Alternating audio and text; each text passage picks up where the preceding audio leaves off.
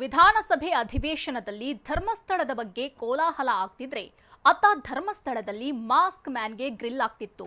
ಬರೋಬ್ಬರಿ 7.5 ಗಂಟೆ ವಿಚಾರಣೆ ನಡೆಸಿದ ಎಸ್ಐಟಿ ಬುರುಡೆ ತಂದಿದ್ದು ಎಲ್ಲಿಂದ ಅನ್ನೋ ಮಾಹಿತಿ ಸಂಗ್ರಹಿಸಿತು. ಇದರ ನಡುವೆ ಎಸ್ಐಟಿಗೆ ಮತ್ತೆರಡು ಕೊಲೆಗಳ ಬಗ್ಗೆ ದೂರು ಬಂದಿದೆ.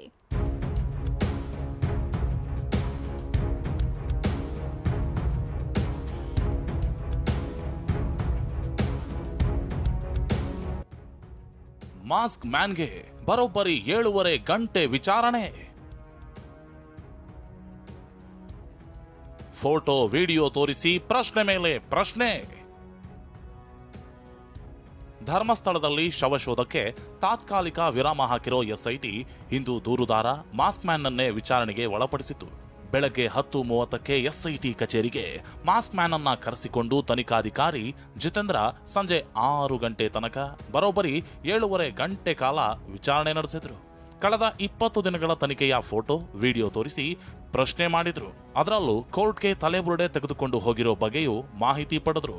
ಎಲ್ಲಿಂದ ತಂದೆ ಅಂತ ಪ್ರಶ್ನೆ ಮಾಡಿದ್ರು. ಈ ವೇಳೆ ಕನ್ಫ್ಯೂಷನ್ಗೆ ಒಳಗಾಗಿದ್ದ ಮಾಸ್ಕ್ ಮ್ಯಾನ್ ಬಂಗ್ಲೆಗುಡ್ಡ, ಕಲ್ಲೇರಿ, ಬೋಳಿಯಾರು, ಕಾಡು ಅಂತ ಕ್ಷಣಕ್ಕೊಂದು ಹೇಳಿಕೆ ನೀಡಿರೋದು ಗೊತ್ತಾಗಿದೆ. 2012ರಲ್ಲಿ ಡಬಲ್ ಮರ್ಡರ್, ಇಂದು ಎಸ್ಐಟಿಗೆ ದೂರು. ತನಿಖೆ ನಡುವೆ ಬೆಳ್ತಂಗಡಿ ಎಸ್ಐಟಿ ಪೊಲೀಸ್ ಠಾಣೆಗೆ ಬಂದ ಮತ್ತಿಬ್ಬರು ದೂರು ನೀಡಿದ್ದಾರೆ.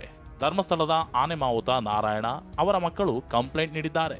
ಅಷ್ಟಕ್ಕೂ 2012ರಲ್ಲಿ ನಮ್ಮ ತಂದೆ ನಾರಾಯಣ ಹಾಗೂ ಅತ್ತೆ ಯಮುನಾ ಅವರನ್ನ ಚಪ್ಪಡಿ ಕಲ್ಲು ಮತ್ತು ರುಬ್ಬುವ ಕಲ್ಲು ಹಾಕಿ ಕೊಲೆ ಮಾಡಲಾಗಿತ್ತು.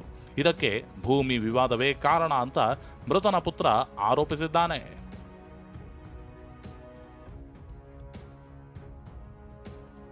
ನಾವು ಎಸ್ಐಟಿಗೆ ಬಂದು 2012ರಲ್ಲಿ ನಮ್ಮ ತಂದೆ ಮತ್ತು ಅತ್ತೆ ಅವರ ಸಹೋದರಿ ಯಮುನಾ ಮತ್ತು ನಾರಾಯಣ ಸಪ್ಪಲ್ಲಿ ನನ್ನ ತಂದೆ ಆನೆ ಮಾವುತರಾಗಿದ್ದರು ಧರ್ಮಸ್ಥಳದಲ್ಲಿ. ಇವರವರನ್ನು 2012ರಲ್ಲಿ ರುಬ್ಬಕಲ್ಲು ಹಾಕಿ ಅಂದರೆ ಅತ್ತೆಗೆ ಯಮುನಾನಿಗೆ ರುಬ್ಬುವ ಕಲ್ಲನ್ನಾಗಿ ಕೊಂದಿದ್ದಾರೆ. ಅದೇ ರೀತಿ ತಂದೆಯನ್ನು ಚಪಾಡಿ ಹಲ್ಲು ಹಾಕಿ ಕೊಂದಿದ್ದಾರೆ.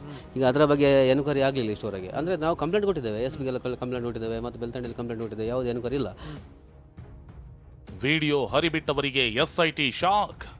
ಇನ್ನು ಧರ್ಮಸ್ಥಳಕ್ಕೆ ಸಂಬಂಧ ಜಾಲತಾಣ ಮಾಧ್ಯಮದಲ್ಲಿ ಬೇಕಾಬಿಟ್ಟಿ ಹೇಳಿಕೆ ನೀಡುವವರಿಗೆ ಹಾಗೂ ವಿಡಿಯೋ ಹರಿಬಿಟ್ಟವರಿಗೆ ಎಸ್ಐಟಿ ನೋಟಿಸ್ ಜಾರಿಗೊಳಿಸಿದೆ. 1.5 ತಿಂಗಳ ವಿಡಿಯೋ ಸಂಗ್ರಹಿಸಿ ಶಾಕ್ ಕೊಟ್ಟಿದೆ.